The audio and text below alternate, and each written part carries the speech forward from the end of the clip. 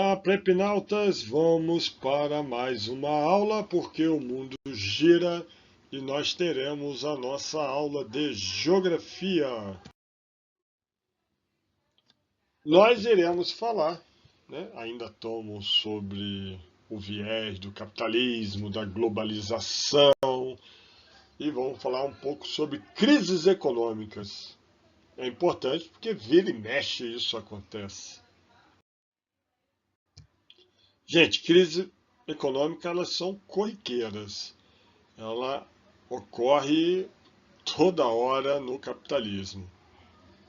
Pode ser por superprodução, crises bancárias, crises financeiras, crises do padrão monetário, crises da superacumulação. Tem a superprodução e tem a superacumulação. São coisas distintas.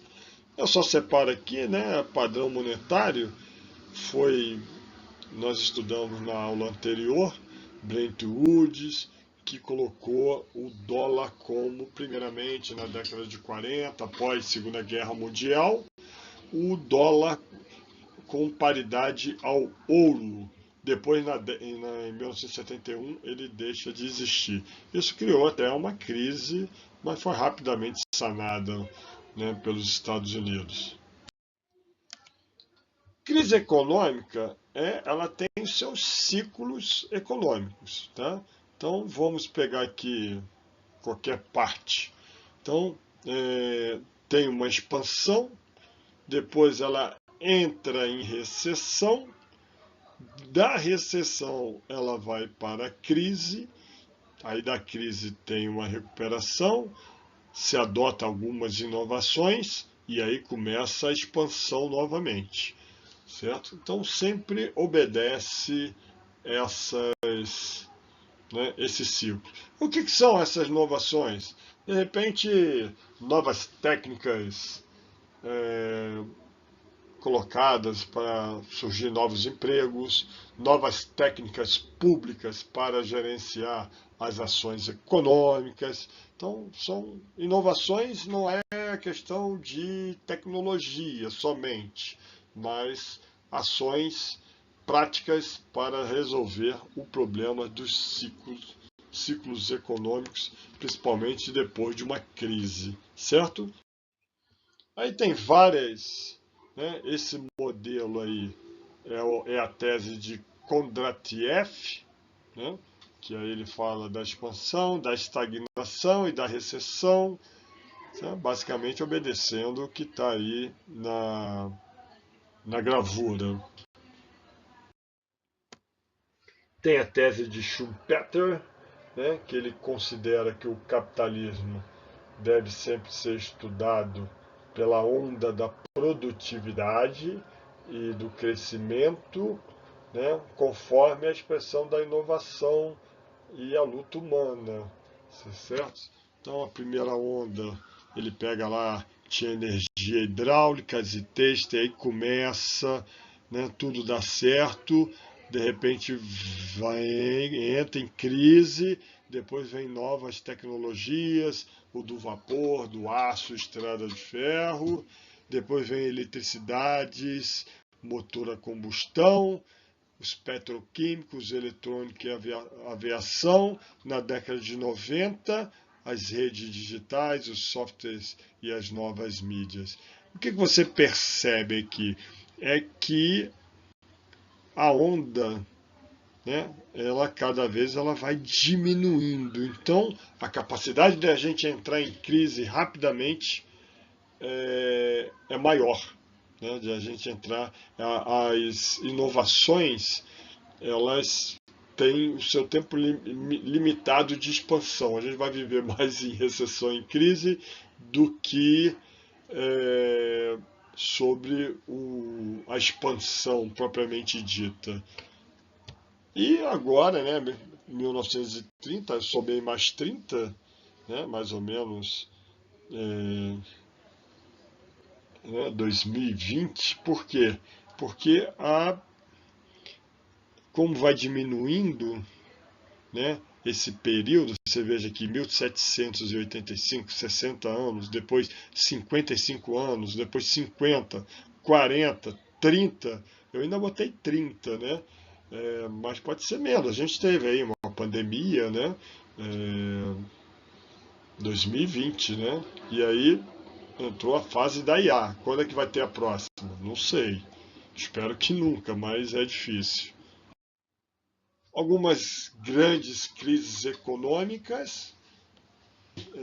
1929, quando acho que é a primeira crise realmente econômica, a Grande Depressão, né, a queda da Bolsa de Valores lá de Nova York. Depois, crise do petróleo, a crise em 1980, a grande dívida dos países da América Latina, aqueles países que foram, principalmente na ordem bipolar, ficaram sobre a ótica do capitalismo. Em 1985 tivemos uma bolha imobiliária, né, e no Japão, e ela vai se repetir anos mais tarde nos Estados Unidos. A crise dos mercados emergentes, é aqui que surge basicamente a moeda do real, né, com as medidas econômicas adotadas no governo Fernando Henrique Cardoso, e a crise mundial do subprime. Como eu falei, é uma coisa meio parecida aqui de 1985, só que, gente, muito pior. Essa bolha aqui, ela teve reflexo, não atingiu tanto a economia, mas foi importante. E em 2008, aí sim, aí foi importante, certo? Teve o reflexo mundial. Nós iremos estudar a Grande Depressão, a crise do petróleo e a crise mundial do subprime. É os que mais caem na prova. Bom, Grande Depressão, a gente tem que entender que o capitalismo vinha da fase industrial, uma política econômica do liberalismo, aonde o Estado não intervinha, certo? Então, essa é a primeira coisa. E aí, cria-se um grande problema, né? Ficou conhecido como a crise da superprodução. Todo mundo produzindo e pouca gente consumindo, né? Os trabalhadores, primeiro, trabalhavam demais, ganhavam muito pouco, então eles consumiam pouco aquilo que eles produziam, né? Principalmente no mercado interno. E isso deu problema. Teve também, além da superprodução, muita especulação financeira. Pessoas passaram a investir de maneira intensa no mercado financeiro, aumentando a especulação monetária, e quando se viu, muita gente estava sem dinheiro e o próprio mercado e as empresas estavam sem dinheiro para investir. Como eu falei, o aumento na produção, nessa questão do liberalismo econômico e na grande produção, não se revestiu, não foi acompanhado por aumentos salariais. Então o trabalhador cada vez mais consumindo menos, mas produzindo mais, certo? Várias falências em indústria de bancos, alta taxa de desemprego e uma diminuição da produção industrial a nível mundial. Começa principalmente os Estados Unidos, principalmente pós Primeira Guerra Mundial, né, se tornar uma grande potência, consumir, importar vários recursos para mover a sua economia, e quando ela para de mover a sua economia, as outras economias também param. Basicamente foi isso. E no Brasil? Qual foi o reflexo disso no Brasil? Certo? A área que mais sofreu foi a produção de café. Lembrando que nesse período o Brasil não era industrializado, não era um país agroexportador, principalmente da produção de café. O nosso principal consumidor era os Estados Unidos, então se ele parou de consumir, né, paramos de exportar.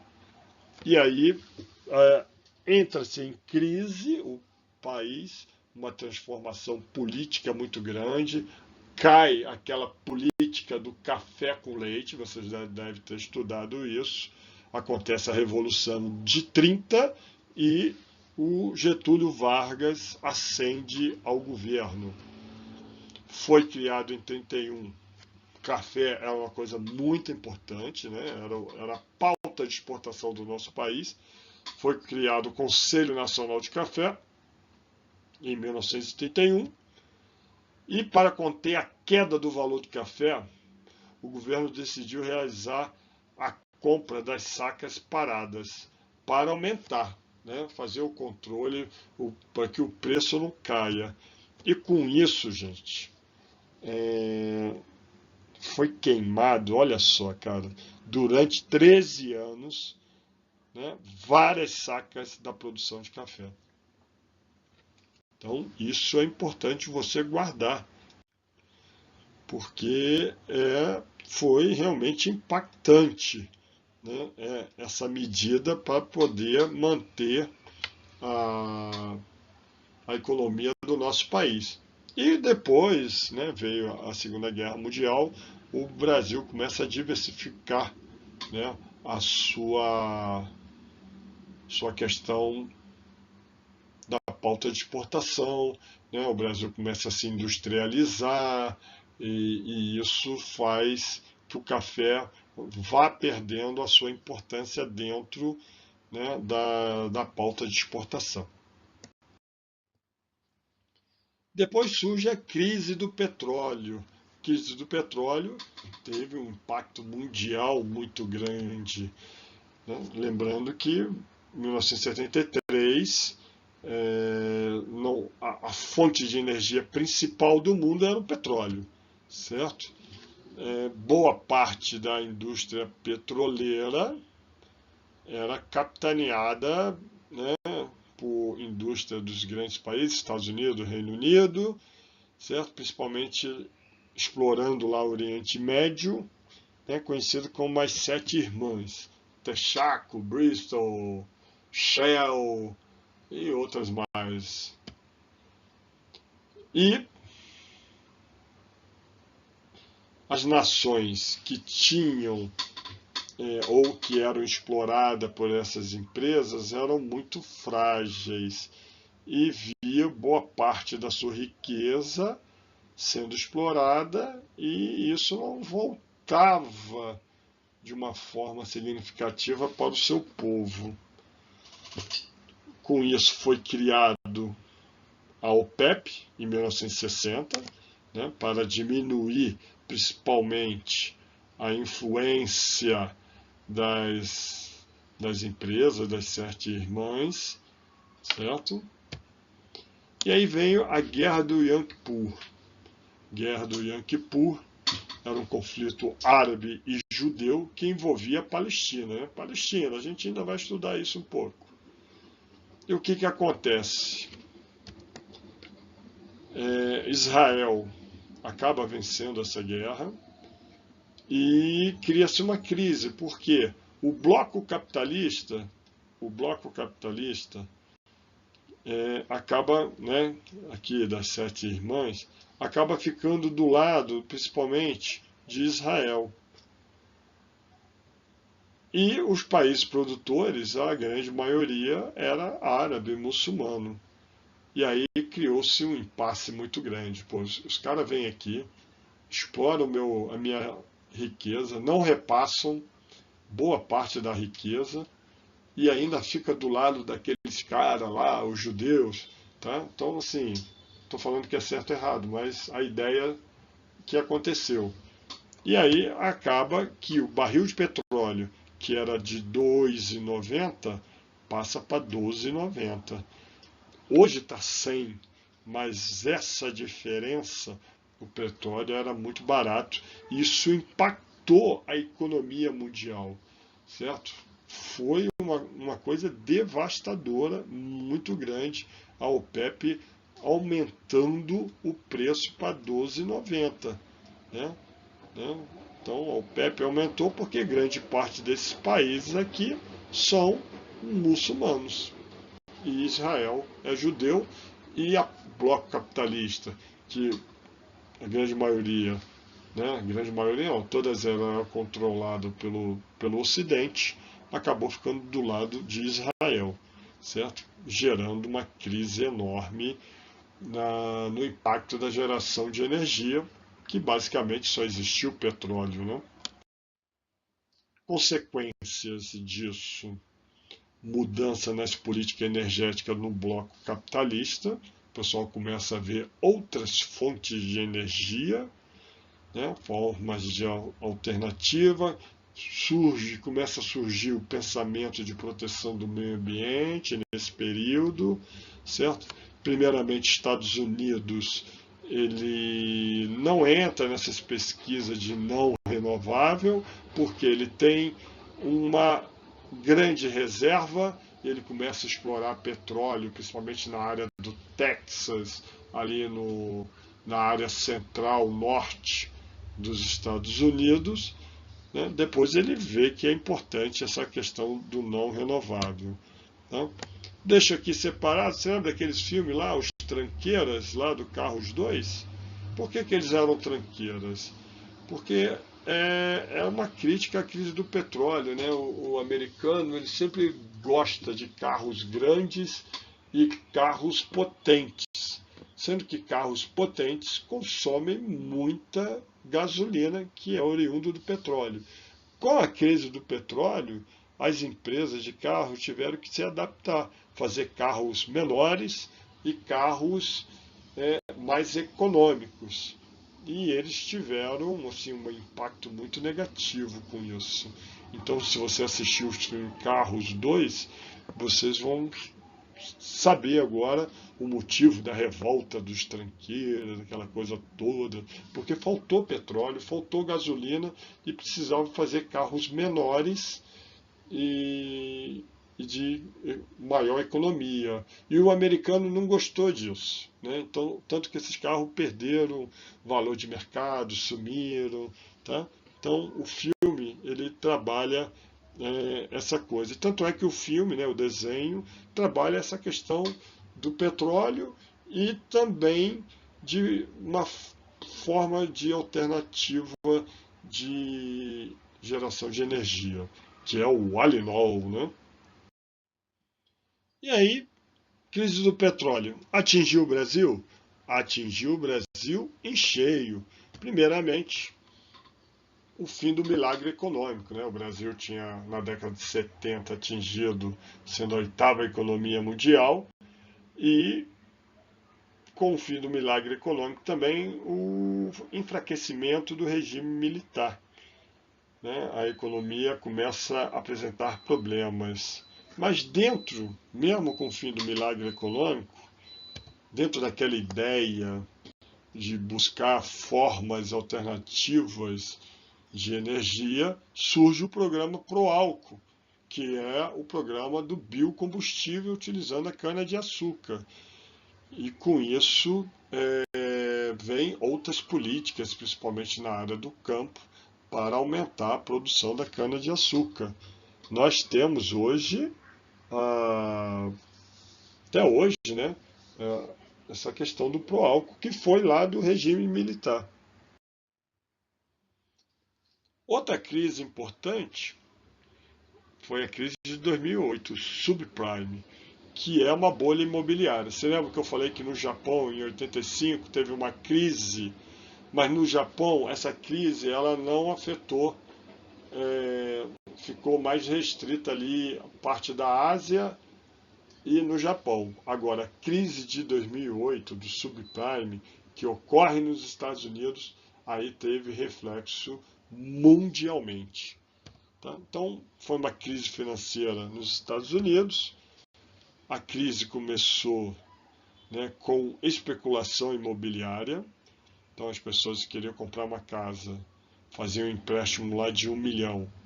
E dentro dessa perspectiva de você receber o dinheiro de volta, 1 milhão, em 10 ou 20 anos, né, a as empresas, os bancos, começavam a emprestar esse dinheiro de 1 milhão sem ter um retorno. Isso gerou muita especulação. Foi criada uma bolha. E quando foram cobrar o dinheiro, não existia o dinheiro, né? E fora isso, o próprio governo americano, ele adotou algumas medidas para combater a inflação, reduzindo o crédito, e aí quando foi reduzir o crédito, as pessoas queriam dinheiro, né? O pagamento, né, das atividades, dos dinheiros que foram emprestados. E aí foram ver que não existia esse tal dinheiro. E aí criou-se uma crise muito grande, o governo americano teve que atuar, teve que fechar banco, foi um verdadeiro desespero, certo? Hipotecas acabaram, né, não tendo liquidez esperada, as hipotecas eram as pessoas comprando as casas lá nos Estados Unidos, e essa falta de liquidez levou ao calote. As pessoas começou a atingir a economia, várias pessoas que tinham hipotecas perderam o emprego, né, levando ao calote. O calote foi chamado de subprime, certo? A compra e venda de imóveis que era tão atraente no passado acabou entrando em colapso e sendo desvalorizada. Isso atingiu os Estados Unidos em cheio e vários bancos que tinham empréstimos que acabaram, bancos pesados, hein? Então teve uma reação em cadeia, um endividamento da população e inadimplência muito grande, certo? Falência de grandes bancos, tá? Estados Unidos e o Reino Unido foram obrigados a intervir no sistema financeiro, tá? E isso é uma prática que os americanos não gostam. O mercado financeiro mundial ficou totalmente desconfiado, né, principalmente dos Estados Unidos. E vou falar uma coisa, isso envolve a China, hein? Vou falar daqui a pouco. Criou um efeito bola de neve, porque resultou numa queda de consumo. Então, quando resulta numa queda de consumo, impacta principalmente na produção, certo? Levando várias empresas demitindo em massa, né? No BRIC, né? BRIC, porque só a partir de 2011, que era BRICS, teve um impacto menor, tá? Teve um impacto menor. E assim, eu passo aqui como começou a crise, certo? Então aqui, camarada, pegando aqui o empréstimo, pega o dinheiro e você fica com o título. O banco pegava o título e pegava dinheiro com outras instituições, outros investidores ficavam com o título e depois, quando foram buscar o título, certo? O governo, para segurar a inflação, quebrou o valor desses títulos e quando foi devolver, esse valor estava bem abaixo. E aí criou-se um grande problema, principalmente a crise da confiança.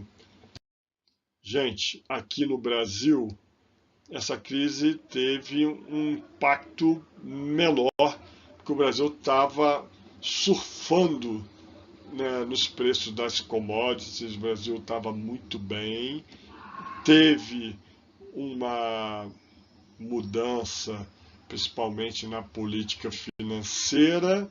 Algumas pessoas de investimentos, principalmente especulativos, perderam dinheiro, certo?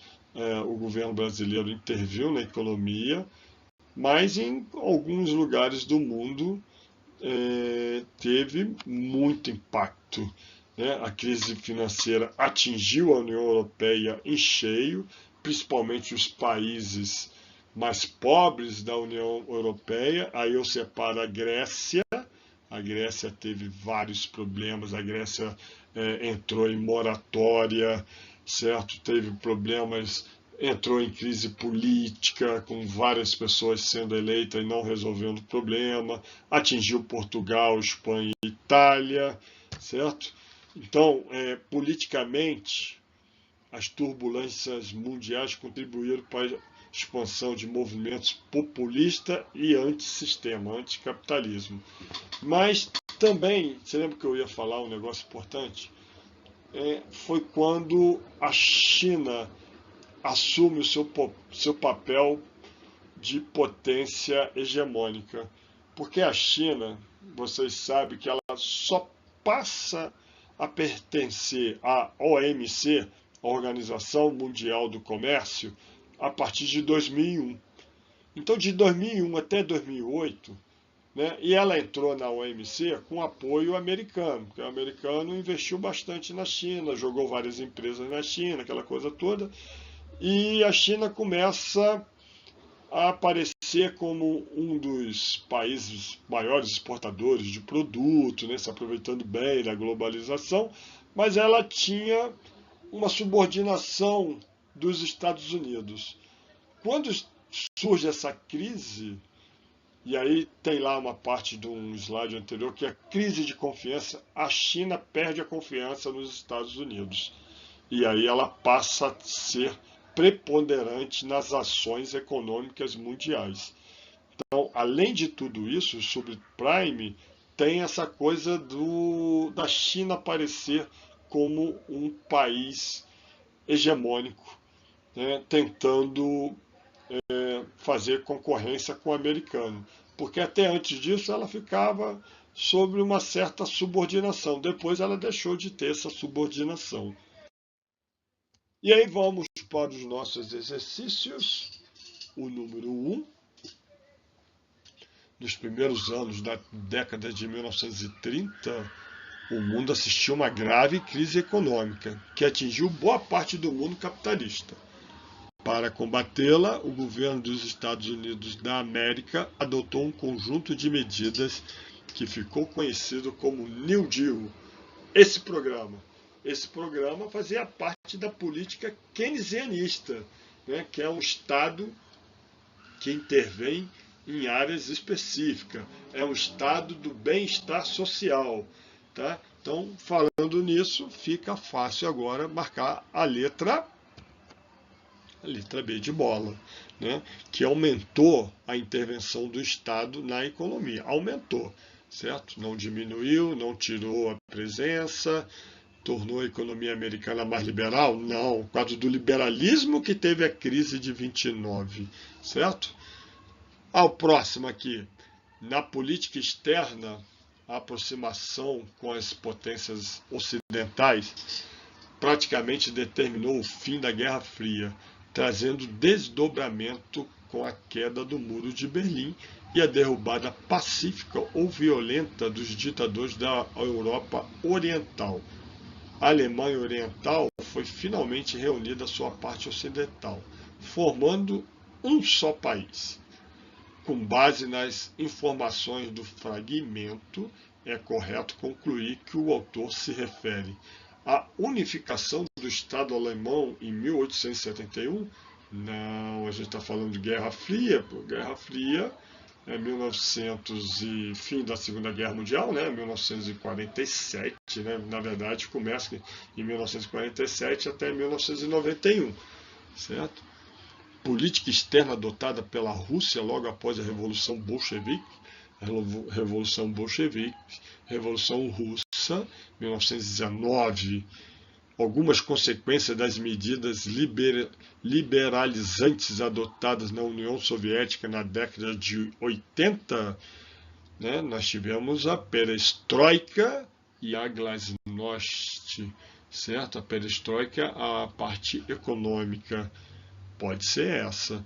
Formação do Comecon, reunindo principais economias da Europa Oriental aos Estados Unidos? Não. Algumas consequências do plano Marshall adotado na década de 40, né? Nós estamos falando do fim da Guerra Fria, né? Década de 90. Então, é a letra C. Né? As medidas liberalizantes da União Soviética, principalmente a perestroika, né, de ordem econômica, e a glasnost de ordem política, né, a transparência, era para salvar a União Soviética, era para abrir o mercado para o Ocidente, e acabou isso levando o fim da União Soviética. E aí vamos para a próxima questão. Tem um texto gigante. Vamos lá. A crise financeira que assola Wall Street e dura quase 14 meses atingiu seu auge na semana passada e trouxe todas as mentes o fantasma da crise de 29 e da Grande Depressão dos anos 30. A crise parecia suspensa na sexta-feira com a súbita euforia dos mercados diante do anúncio da intervenção do governo americano. Ao longo da semana, a maior economia do mundo se converteu em um imenso laboratório aonde estão sendo testadas as ideias para o capitalismo financeiro do século XXI. Em 1929, começou a maior crise financeira que o mundo já viu. Ela se alastrou por quase uma década e se confundiu, ao final, com rearmamento em 3 continentes e com a Segunda Guerra Mundial. Fez surgir no hemisfério norte um capitalismo de face mais humana, mitigado pela necessidade política de incluir e proteger seus cidadãos.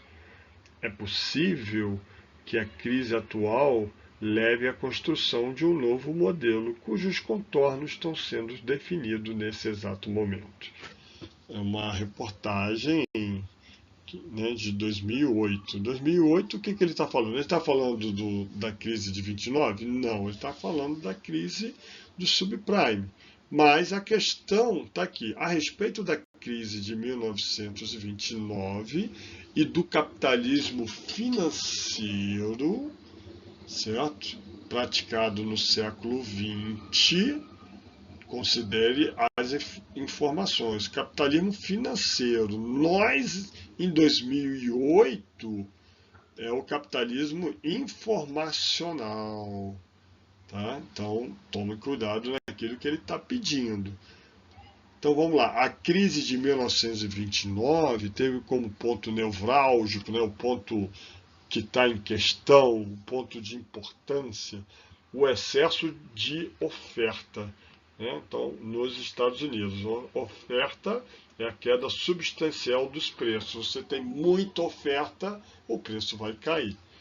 Aliado a grandes especulações financeiras. Isso aconteceu em 29. Está certo.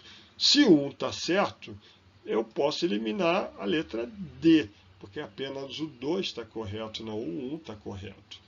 Agora vamos para o 2. São características do capitalismo financeiro, uma economia monopolizada, acúmulo primitivo do capital decorrente da expansão ultramarina, prática da tradicional divisão internacional do trabalho. Veja bem, a característica do capitalismo financeiro realmente é uma economia monopolizada. Isso é verdadeiro. Você lembra que eu falei que as grandes empresas, elas controlam outras empresas do mercado, né? Acaba criando um monopólio. Você tem grande diversidade de produtos, mas tudo é da mesma empresa, uma empresa maior. Ok. Um acúmulo primitivo do capital decorrente da expansão ultramarina. Uma expansão ultramarina aconteceu no capitalismo comercial. E, na verdade, o capital ele é diversificado hoje, né? Ele não fica somente preso a um lugar. Ele tem essa mobilidade pelo mundo. Então, isso é falso. E a prática tradicional da divisão internacional de trabalho. A gente sabe que a terceira DIT tem a DIT tradicional, mas tem a DIT, aonde os países, principalmente que nem o Brasil, que é um país agroexportador, mas ele também exporta tecnologia, baixa ou média tecnologia. Então, isso faz a questão ficar falsa. Então, 2 está incorreto. A gente elimina a letra A, elimina a letra B e elimina a letra E. Então, eu já sei que o 3 está correto. É assim que a gente faz a prova. Os Estados Unidos, diante da crise, executou o New Deal, onde o governo passou a interferir na economia, elaborando e investindo de forma efetiva em âmbitos da dinâmica social, buscando recuperar-se da perda. Isso ele está falando da crise, né, o 3, principalmente da crise de 29, certo? Então, então está correta essa informação e nós temos a letra C. E aí vamos para mais uma questão, mais parecida com das SpaceX. Em 2007 e 2008 ocorre a maior crise financeira mundial desde a Grande Depressão dos anos 30 no século 20. Trata-se de uma crise sistêmica iniciada nos Estados Unidos, com relação ao sistema financeiro mundial. Analise as afirmativas a seguir. Crises e recessões são uma norma da história do capitalismo mundial. Esta ocorre tanto em economias emergentes como em economia industrialmente avançadas. É uma informação correta. Então, eu posso eliminar a letra B, porque a 1 está correta, e a letra D de dado, porque não tem a 1, certo? Então, eu fico letra A, C e E. Como os mercados financeiros são interligados, aumenta a transmissão de risco entre eles. Uma crise em um desses centros pode atingir os outros mercados financeiros, né? A tal da interdependência. Então, essa informação está correta. Então, eu posso eliminar a letra A. Então, somente 1 e 2, ou todas estão corretas? Vamos verificar. Os paraísos fiscais são utilizados em esquema de evasão fiscal, em operações consideradas ilegais por muitos países. Neles existem uma variedade de serviços à disposição de instituições e agentes bancários e financeiros que operam em escala global. Essa informação ela é correta. E aí, com isso, eu elimino a letra C e fico com a letra E. Todas essas informações estão corretas. Vamos para mais uma. A falta de controle no setor especulativo de capital gerou o colapso do sistema financeiro internacional em setembro de 2008, provocando grande crise que levou a economia global a um estado de recessão.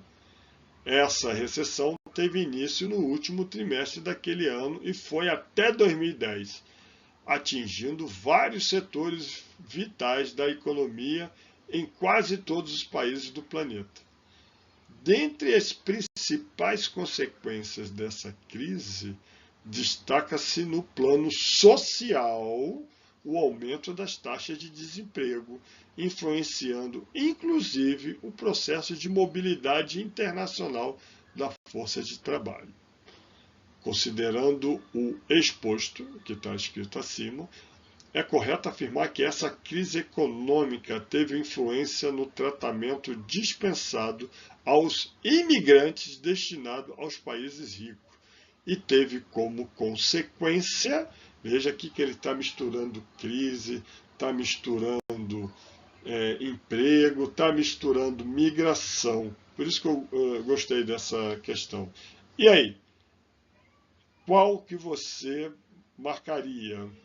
Letra A, letra B, letra C, letra D e letra E.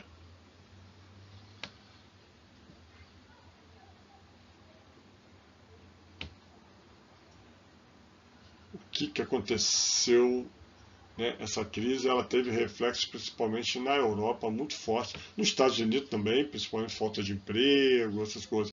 Mas na Europa ela teve essa parte social, certo? Principalmente afetou as migrações, muita gente fugindo dos locais que entraram em crises profundas. Então, se você marcou a letra A, foi isso que aconteceu. Um aumento do nacionalismo interno, porque seu país está em crise, você não consegue receber mais imigrantes. Mas imigrantes você tem que preparar esses imigrantes para entrar dentro da sociedade, entrar dentro do mercado de trabalho. Se não tem trabalho, cria-se um problema, ampliando a resistência aos imigrantes que foram expulsos, em muitos casos sem justificativos. Isso aconteceu, tá certo? Pessoal, chegamos ao final de mais uma aula, tá? E eu relembro a preparação física. É importante, a intelectual, mas a física também. Prepinautas, chegamos ao final. Minha continência, até a próxima aula.